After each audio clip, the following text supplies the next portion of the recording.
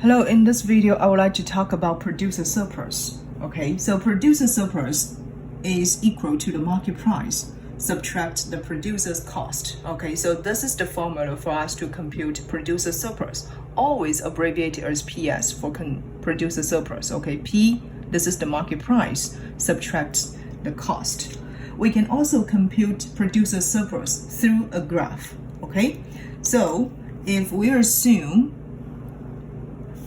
we will have the quantity on horizontal axis, price on vertical axis. Do you still remember the supply curve? The supply curve should be upward trend, right? Maybe like this. This is the supply curve, okay? And then we can also mark down the market price, okay? So if we assume this is the market price at P1, and if the market price at P1, the producers would like to offer Q1. Those products in the market. Therefore, the producer surplus can also represent by this area A, okay? Because producer surplus will be the area above the supply curve, but below the market price, okay? So only area A here will represent for producer surplus. And based on this, let me write it down. The producer surplus can also equal to this area A, okay? I'll just write it down, area A. And then we can use the area half times the height and times the base to get the producer surplus, okay? However, the market price, as we talk about in consumer surplus, the market price were not always fixed at P1. It might change, right? So what will happen to producer surplus if the market price increases from P1 to P2? Let me draw a graph first. We still have the quantity here, have the price here, and then we have the supply curve, okay? And based on the supply curve, originally we have the price at P1, and then correspondingly we can have the quantity supply equal Q1. And now if the market price of the product increase to P2, and what will happen? If the price increase, producers will find it probably more profitable to produce or to sell product, right? So they would like to offer more product in the market, Q2, okay? Then what will happen to the producer surplus if now the market price increase from P1 to P2? So let me just mark the original producer surplus. So as I talked about before, the producer surplus will be the area below the market price and above the supply curve, okay? So I'll just mark this is the area A, and then I will just break it down to this is area C and this is area B, okay?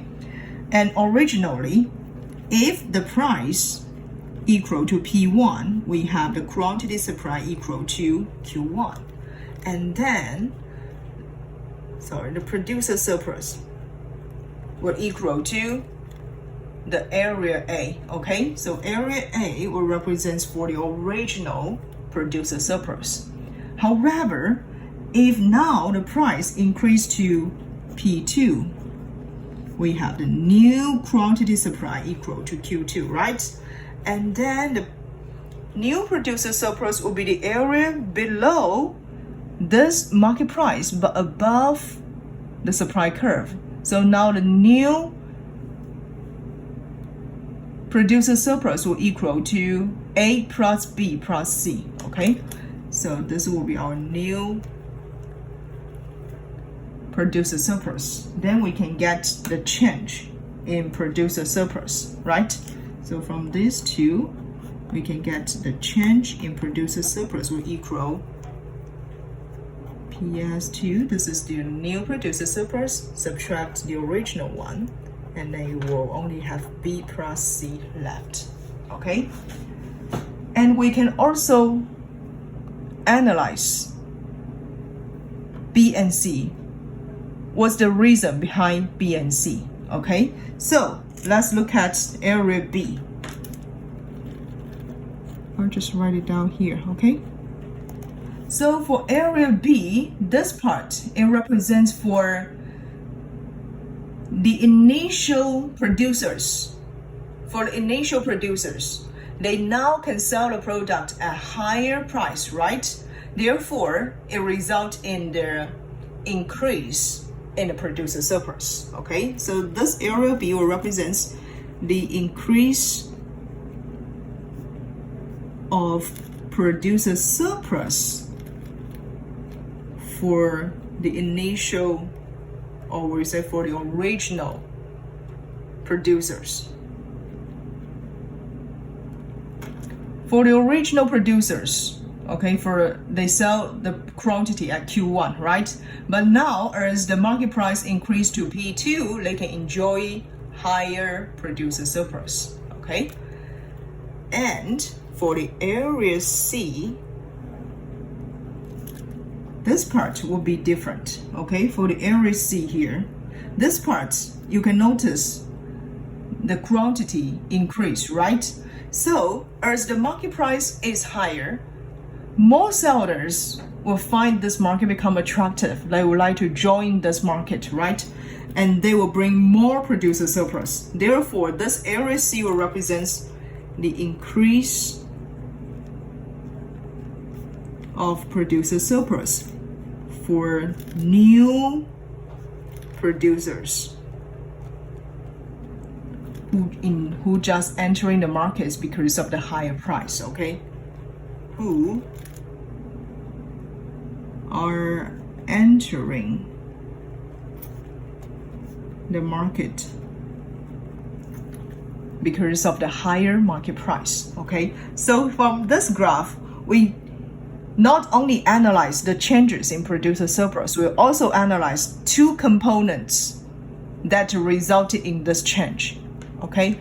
So I hope you can understand these changes and then the two components in the changes of the producer surplus if the market price changes. Finally, let's talk about total surplus. So total surplus is just equal to consumer surplus plus producer surplus, okay? So this is the way that we can compute for total surplus. And as far as we know that consumer surplus can also be written as like willingness to pay subtract price, right? And for the producer surplus, it will also equal to price subtract cost, right? So based on this, we can just make some changes or like another formulas to compute the total surplus. You can notice if I write down all the things without the parentheses, okay, we can just delete the price. So the total surplus will finally equal to willingness to pay subtract cost. Okay, so this is from the formula. And we can also compute the producer surplus through a graph. Okay, so here I would like to draw a graph. If we want to compute the total surplus, then we need to find out the market equilibrium. Okay, so if I treat this as the quantity, this is the price, this is the supply curve, this is the demand curve. Okay, and their intersection, this point will be the equilibrium point, right? And we can find out equilibrium price and equilibrium quantity. Okay, so if now the market price or market equilibrium is at P subscript to E, and then the market equilibrium quantity is at QE, what's the total surplus?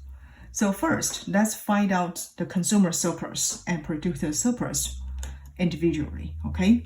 So let me see. If I mark this is the area A and this is the area B.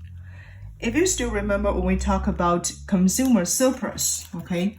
So for consumer surplus, it should be the area below the demand curve, but above this market price, right? So area A here will represent for consumer surplus. So area A.